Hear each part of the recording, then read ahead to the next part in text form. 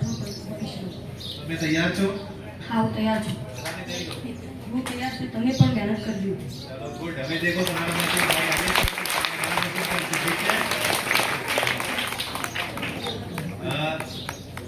બધા વાલી મિત્રો શિક્ષકોને આવું કહેવાનું કે જે બાળકોને જે સ્વપ્ન છે અત્યારે એ લોકો વિચારી રહ્યા છે કે આપણે આ બનીએ, એ બનીએ, શિક્ષકમાં જઈએ કે આર્મીમાં જઈએ કે કોઈ આઈએસ અધિકારી બનવા માંગે છે, પણ એ સ્વપ્ન ક્યારે સાકાર થશે?